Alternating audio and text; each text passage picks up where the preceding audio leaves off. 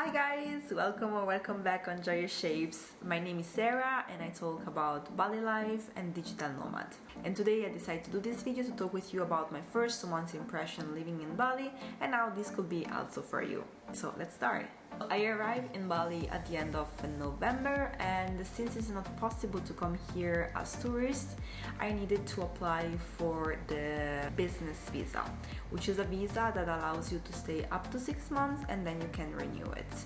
Right now, tourists are not allowed in Indonesia, so when you arrive here with your business visa, you have to go through some days of quarantine in Jakarta. In my case, when I arrived here, it was only 3 days, so it was pretty easy. I actually planned to work those days, and at the end I just used them to recover from my jet lag, which lasts for 2 weeks, but that's another story. And you have to check also on the list of the government which hotel you can do your quarantine time in. In my case, I stayed at Zuri Express in Jakarta. It was one of the cheapest. I recommend it if your quarantine time is only like a couple of days, up to 5 days. But in the moment you have to do maybe 10 days of quarantine because it may vary depending from time to time the quarantine time, so always check it out. I will recommend to look for something else. During this time of quarantine, you have to stay inside your hotel and you can't leave your room.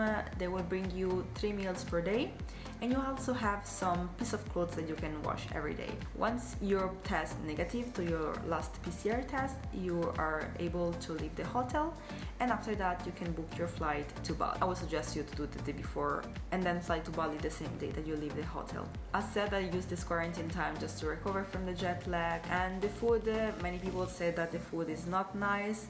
I honestly can't complain. Like, I love to eat everything, and even if I don't eat spicy yet, I'm starting to level up my game. I really enjoy the quarantine food, can't say anything about it. Once you arrive in Bali, you realize, if you've already been there especially, that it's pretty quiet.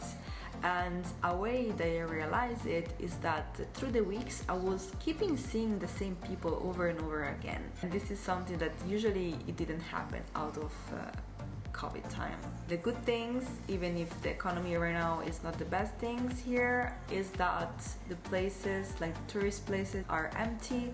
You have all the place you always wanted to visit without any people. You won't have to wait for years to take in pictures somewhere.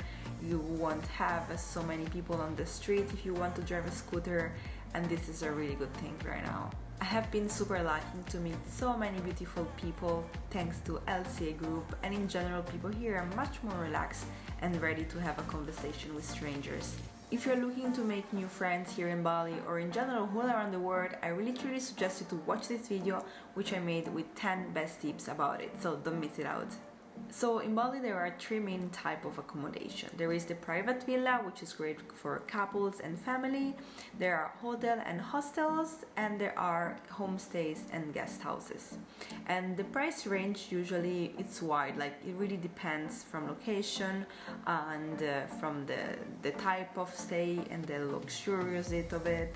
But you can easily find stays for 3-4 million rupees per month, which are around 180 euro up to 250, and these are places in the Canggu area. So in the moment you go out of Canggu, the prices will drop. I personally love to stay in guest houses because I have my private room with my private bathroom, and I can share the garden, the pool and the kitchen area with my neighbors, and at the same time meet so many beautiful people.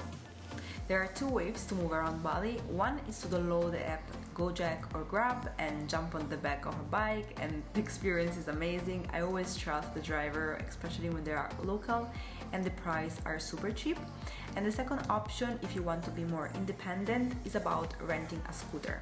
Back in the years when I was traveling in Asia, I always used the first option, so go for a Grab or maybe just go behind the scooter of my friends.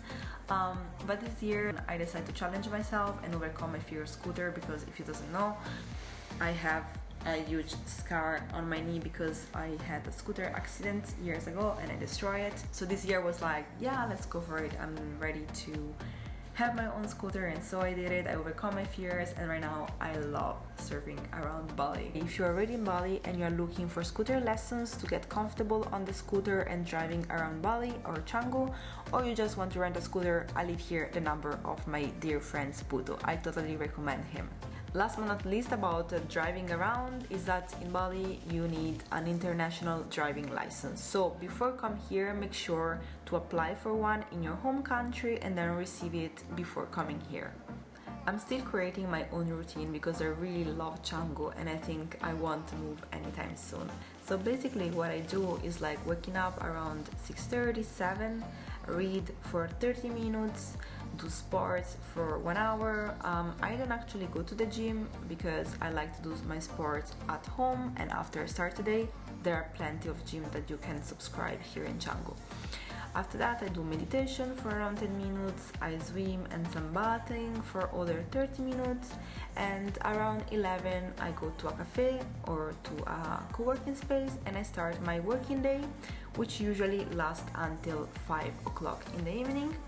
After this, I go for sunset. Usually I go to Sandbar, which is in Batu Bolong Beach. I watch the sunset with my friends, we drink some beer, maybe having also some coconuts, and after this I go for dinner and then I come back home. So the day here finished pretty early, and it's very nice because I'm not really someone that likes to wake up very early in the morning, so when I fall asleep early, I also automatically wake up a little bit earlier than usual. In the past 2 months, I lived so many adventures, I ate so much good food, I met so many incredible people, and I can't be more grateful, honestly. I know that it's so cliche, but Bali is the place to be. If you like this video and you want to learn more about the Bali life and the digital nomad world, make sure to subscribe to my channel and turn on the notification bell to don't miss any videos. And after this, guys, I wish you a beautiful week and see you next Sunday. Bye!